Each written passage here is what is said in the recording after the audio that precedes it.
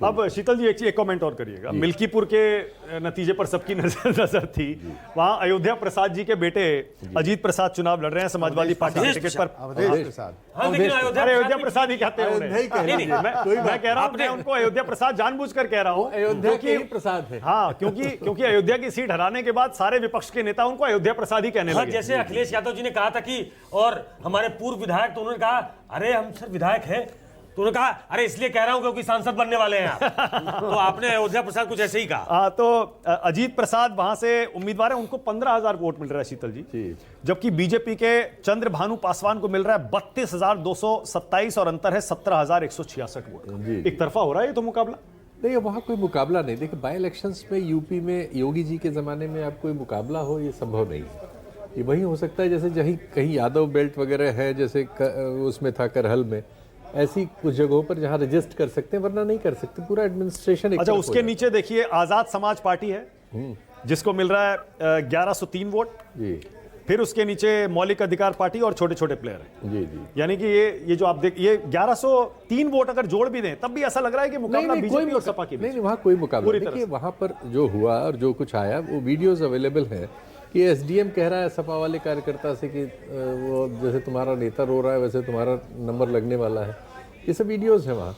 तो एडमिनिस्ट्रेशन लड़ लेता है। अखिलेश यादव के बयान के बाद ये क्लियर हो गया था कि वहाँ वो अपना प्रोस्पेक्ट देख नहीं रहे हैं, वो किसी तरीके से। और दूसरे ये लोग भी कमाल करते हैं। अवधेश प्रसाद खुद हो या इसके पहले उनके एक लालजी वर्मा नेता थे जो पिछले बाई इलेक्शन में उन्होंने अपनी पत्नी को टिकट दिया था, इन्होंने अपने पुत्र को टिकट दिया। तो ये सब लोग भी इसमें पूरा योगदान करते हैं। दूसरी आज जहाँ बाई इलेक्शन हो रहा है वो है तमिलनाडु की इरोड सीट, जहां से डीएमके के चंदिरा कुमार वीसी आगे चल रहे हैं। एक ही अपडेट। विनोद जी, अब आइए जरा अरविंद केजरीवाल पर। आपके हिसाब से अगर ये हार 36-34 हो गया, अब हार की बात करना थोड़ा जल्दबाजी होगा। के शर्मा, थोड़ा सा अभी रुकना पड़ेगा आपको, क्योंकि अब 36 और 34 हो गया है। फिलहाल जो लेटेस्ट ट्रेंड्स का अपडेट आया है उसमें बीजेपी और आम आदमी पार्टी में अब हुई है कांटे की टक्कर। 3 घंटे की काउंटिंग होने वाली है। बीजेपी अब रह गई 36 पर, आम आदमी पार्टी आ गई है 34 पर। बहुमत का आंकड़ा 36 होता है।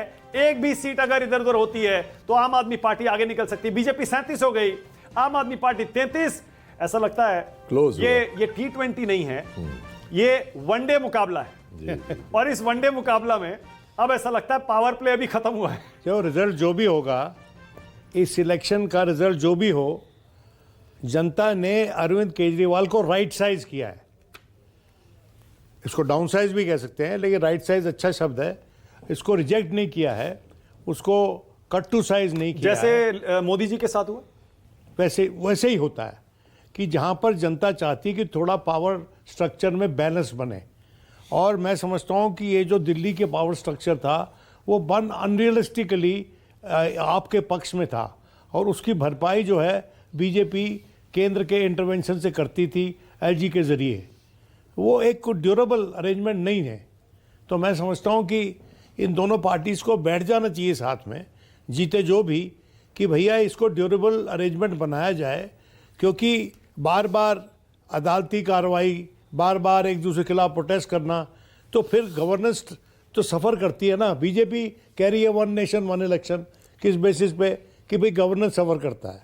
तो इस सिस्टम को भी ठीक करो ना।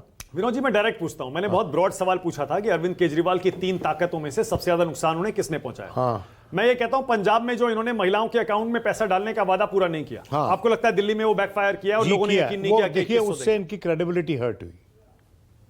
क्रेडिबिलिटी हर्ट हुई। इनका जो डिलीवरी का प्रॉमिस था ना, वो थोड़ा सा झूठा सा नजर आने लगा। हालांकि दिल्ली में नहीं था ऐसे, लेकिन पंजाब के चलते वो झूठा सा नजर आने लगा। और कांग्रेस के लोग भी आए यहाँ पर प्रचार करने।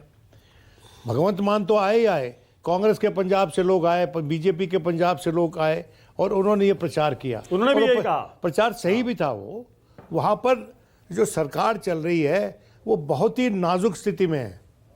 इसीलिए मैं कह रहा हूँ बार बार, अगर दिल्ली में सत्ता में आम आदमी पार्टी नहीं आई तो पंजाब में सत्ता में रहना उनके लिए दूभर हो जाएगा, नहीं रह पाएंगे।